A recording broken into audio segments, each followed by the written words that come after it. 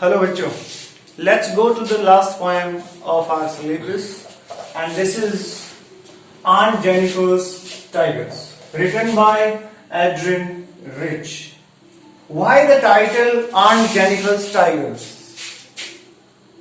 Let's have explanation.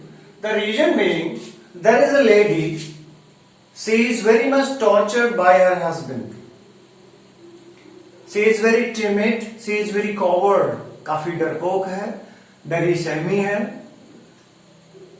तो अपने husband को कोई जवाब नहीं दे पाती है, पर अपनी जो ब्रेवरी वाली फीलिंग्स हैं वो एक पिक्चर बनाकर, एक एम्ब्रॉयडरी बनाकर शो करती है. सपोज करो ये एक पैनल है उसके पास और वो बेचारी इसी पे जो कुछ बनाती है उसी से अपने एक्सप्रेशन को प्रेजेंट करती है.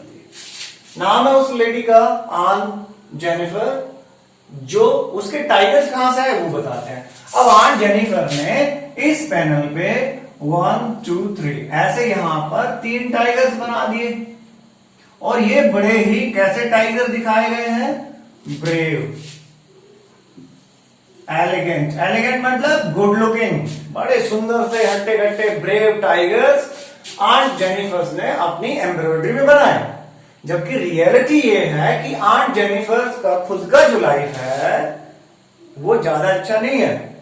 She is not elegant and healthy like the tigers, she is not brave like the tigers, and she is not happy like the tigers. So the lady Aunt Jennifer is very much coward just because she is tortured by her husband. Let's come. We are explaining the poem. I have written 3 stanzas 1 2 3. इस poem में 3 ही stanza है, लेकिन poem बहुत सारे basic panel से गुजरती है, सब चीजों को कवर करती है. राइम स्कीम भी इसमें है, फिगर्स ऑफ स्पीच भी इसमें है, 2-3-4 जगह पे है, और रिदम बहुत अच्छा है. तो चलिए शुरू करते हैं. एड्रियन रिच ये एक लेडी है. अब नाम से कंफ्यूज मत होना क्योंकि इंग्लिश नाम कई बार समझ नहीं पाते weather this is the name of a male or female. So she is she. And Aunt Jennifer's tigers. Let's begin. Aunt Jennifer's tigers prance across his screen, bright topaz denizens of a world of green. अब ये थोड़ा समझेंगे भाई, ये तो समझ गए ना.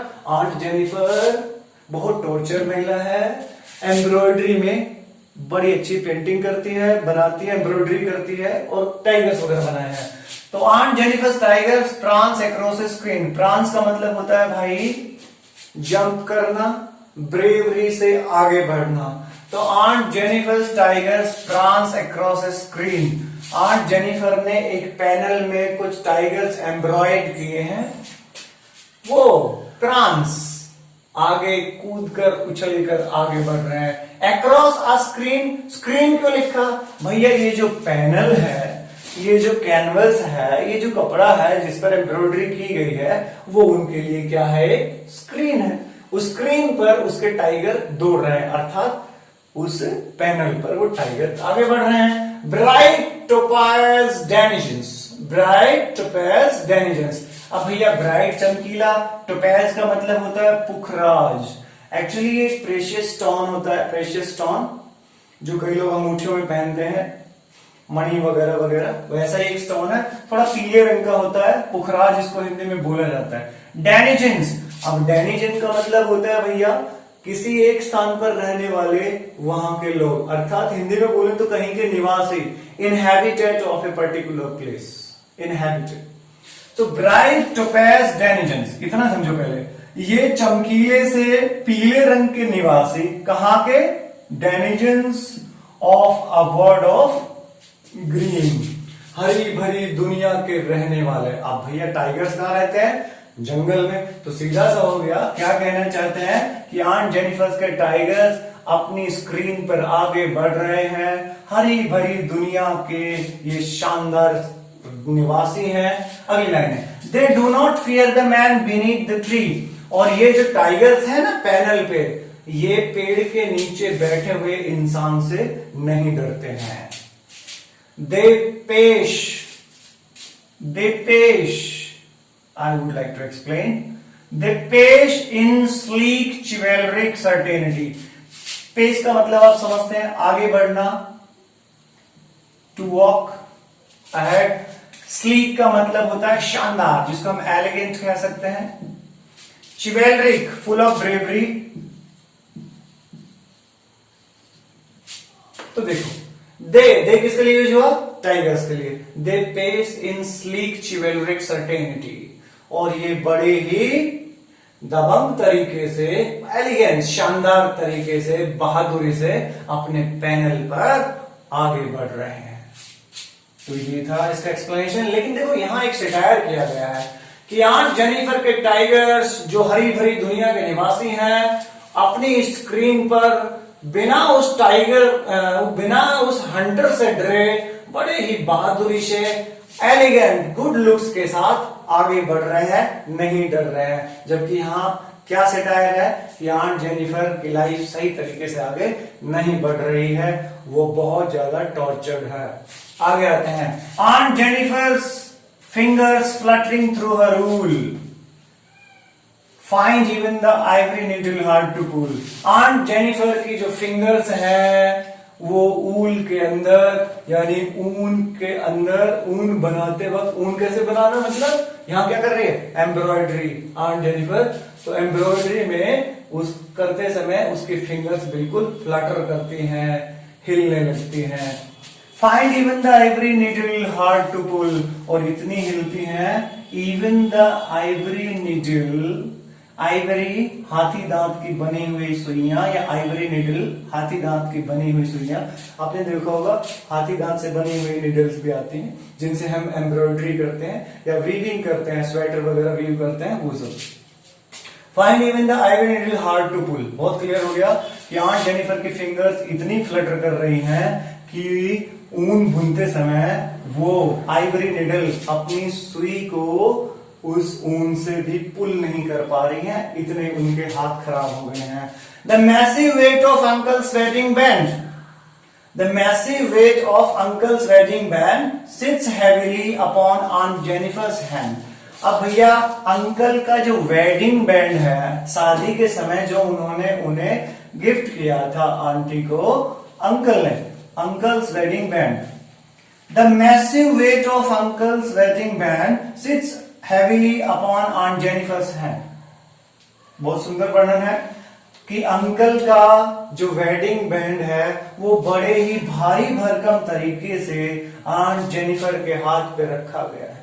अब भैया इसको आप दो तरह से ले सकते हो कि भारी भरकम किस तरह से वो भारी है। एक तो भारी ये हो सकता है कि रियल में उस बैंड का वेट बहुत ज्यादा है, और दूसरा क्योंकि आंट जेनिफर की मैरिड लाइफ ज्यादा सक्सेसफुल नहीं है। सक्सेसफुल क्या है ही नहीं सक्सेसफुल, वो बेचारी पीटी जाती है, उसे टॉर्चर किया जाता है, तो इसके लिए एक उसकी शादी का बंधन बोझ ही है।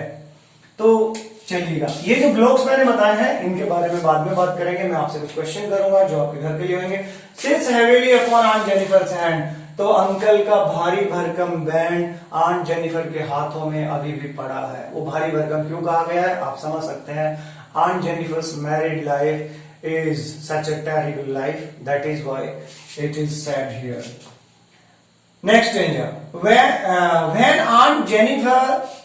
aunt is dead, her terrified hands will, this is not will, this is will, her terrified hands will lie. ये कह रहा है कि जब आंट जेनिफर मर जाएंगी तब उनके हाथ स्थिर पड़ जाएंगे, अर्थात ये सारी पीड़ाएं खत्म हो जाएंगी, उन्हें और काम नहीं करना पड़ेगा, किसी के ऑर्डर्स फॉलो नहीं करने पड़ेंगे। Still ringed with ordeals she was mastered by, still ringed with ordeals she was mastered by, लेकिन मरने के बाद भी still ringed with ordeals. Ordeals होते हैं bad experiences of your life, the bad time, the bad circumstances when you faced in your past. So this is all about. Still ringed with ordeals. और aunt Jennifer के हाथ अभी भी किससे घिरे होंगे? रिंग्ड। अब ringed with ordeals she was mastered by, उन पीड़ाओं से अभी भी उसके हाथ घिरे होंगे जिन पीड़ाओं ने उस पर अपना काबू पाया, घेरा बनाया। ओवर पावर किसी को करना, अर्थात किसी को ओवर पावर करना, उस पर काबू पाना। तो शी वॉज मास्टर्ड बाय, अब आपसे एक सवाल पूछूंगा, she was mastered by her husband, she was mastered by many beatings and tortures, ringed with ordeals, अभी भी उसके लिए पीड़ाएं बनी रहेंगी, मरने के बाद भी वो महसूस करती रहेगी। अच्छा, कैसे बोला गया? अब एक शब्द है यहाँ पे, देखो भाई ध्यान से देखो, there is a word ringed. अब रिंग का क्या मतलब होता है? रिंग के दो मतलब होते हैं भैया, एक तो हाथ में पहनने वाली अंगूठी को भी रिंग कहते हैं और एक घेरे को भी रिंग कहते हैं। अगर आप हिंदी पढ़े हैं तो हिंदी में आपने एक श्लेष अलंकार देखा होगा। श्लेष अलंकार में क्या होता था कि एक ही शब्द से अनेक अर्थ चिपके होते थे, हैं जी, जिसको अंग्रेजी में अगर हम कहें तो उस फिगर्स ऑफ स्पीच को क्या कहते हैं। ये मेरा सवाल है कि इस फिगर्स ऑफ स्पीच को क्या कहते हैं, ये आपको ढूंढना है। स्टिल रिंग्ड विद ऑर्डिल, मैं इतना हिंट आपको दे चुका हूं कि रिंग यहां दो अर्थ लेता है, रिंग यहां दो अर्थ लेता है, शब्द रिंग है लेकिन अर्थ दो है। जैसे बोलते हैं ना काली घटा का घमंड घटा, अब घटा घटा दोनों अलग अलग मीनिंग लेके आ रहे हैं, तो यहाँ रिंग है, एक ही बार यूज हुआ है लेकिन इसके मीनिंग दो अलग अलग है। तो ये फिगर्स ऑफ स्पीच भी आपको बताना है। शी वॉज मास्टर्ड बाय, अंतिम लाइन है, the tigers in the panel that she made, कि पैनल में जो टाइगर उसने बनाए हैं, will go on prancing proud and afraid, कि आंटी तो मर जाएंगी, अभी भी उनको अपनी पीड़ाएं याद आएंगी, मरने के बाद तो फिर क्या याद आएंगी, लेकिन लिखा है पोएटेस ने ऐसा, still ringed with ordeal she was mastered by, अभी भी पीड़ाएं उसकी बनी रहेंगी, जो पीड़ाओं ने उनको घेर रखा था। The tigers in the panel that she made, लेकिन उस लेडी ने अपने हाथ से इस पैनल में एम्ब्रॉयडरी करके जो टाइगर्स बनाए हैं, will go on prancing, prawns का मतलब जंप करके, कूद के, उछल के, ये आगे बढ़ते रहेंगे, प्राउड एंड अफ्रेड, बड़े गर्व के साथ, बिना किसी से डरे। तो देखो इस पूरी पोएम में क्या लिखा गया है, यहां सच पूछे तो आंट जेनिफर को बहुत कम डिस्क्राइब किया गया है। डिस्क्राइब इस बात को किया गया है कि आंट जेनिफर को कितना टॉर्चर किया गया, और जो टाइगर्स उन्होंने बनाए ये बिल्कुल ब्रेव थे। इन टाइगर्स को देख के ऐसा लगता है कि बड़े शानदार हैं, बिना किसी से डरे आगे बढ़ रहे हैं। और आंट जेनिफर की हालत दूसरे स्टेज में बताई गई है कि इतनी कमजोर हो चली थी कि उनकी फिंगर्स भी फ्लटर करती थी, और अंकल का वेडिंग बैंड उनके लिए बहुत हैवी हो गया था, अर्थात her married life was not so much good. और ये था, और लास्ट में बोला है एड्रियन रिच ने कि आंट जेनिफर मर भी जाएंगी फिर भी उनके हाथ नीचे गिर जाएंगे, और जब हाथों को देखोगे तो हाथों को देखकर आपको महसूस होगा कि अभी भी उनमें कुछ पीड़ाएं, bad experiences of life, ordeals, ring, मतलब अभी भी उसके हाथ कुछ पीड़ाओं से घिरे हुए हैं। शी वॉज मास्टर्ड बाय, वो पीड़ाएं जो उसके ऊपर हावी हो गई। अब इस लाइन में थोड़ा लगा होगा, लेकिन आंट जेनिफर के बनाए हुए टाइगर्स आगे बढ़ते रहेंगे, ये किसी से नहीं डरेंगे। अब कुछ सवाल होते हैं, देखो पोएटस एड्रियन रिच, ठीक है जी, इसमें आपको 3 क्वेश्चन के जवाब देना है मुझे। पहला, what is the rhyme scheme, what is the rhyme scheme in the poem, comment करके, जब वीडियो देखो तो कल इसको कमेंट करके मुझे देंगे राइम स्कीम पूरे पोएम में कौन सी है। अच्छा, 3 जगह पे मैंने इसको बॉक्स अप किया है, देखिएगा, यहां है fingers fluttering through her wool, इसमें दूसरा the massive weight of uncle's wedding band, इसमें स्टिल रिंग्ड विद ऑर्डिल, और ये 3 हो गए हैं। इन तीनों में कौन से फिगर्स ऑफ स्पीच हैं, कुछ आपने पढ़े हुए हैं, यहां आपके 11th का नॉलेज देखते हैं वरना फिर आपको बताते हैं। पहले आप देखिएगा, ध्यान से पढ़िएगा, क्योंकि अच्छा ये वाला जो है स्टिल रिंग्ड विद ऑर्डिल्स, इसी साल आया है, जो एग्जाम हुए हैं फरवरी मार्च में 2020, इसी में ये आया हुआ है, और इसका फिगर्स ऑफ स्पीच पूछा गया है। इसका पूछ चुके हैं, इसका पूछ चुके हैं, कुछ और भी बना सकते हैं, पहली वाली लाइन का भी कई बार पूछ चुके हैं, लेकिन अभी फिलहाल हम ये 3 रखते हैं, 1 2 3, इन 3 के फिगर्स ऑफ स्पीच आप हमें बताएंगे। प्रैक्टिस करिएगा, ये फिगर्स ऑफ स्पीच निकालिएगा, इस पॉइंट को एक बार फिर पढ़िएगा, पढ़ने में बड़ा मजा आएगा क्योंकि इसमें एक बहुत अच्छी राइम स्कीम है। ठीक है बच्चों, आज पॉइंट खत्म करते हैं और अगली वीडियो तक bye bye for now, this is the and.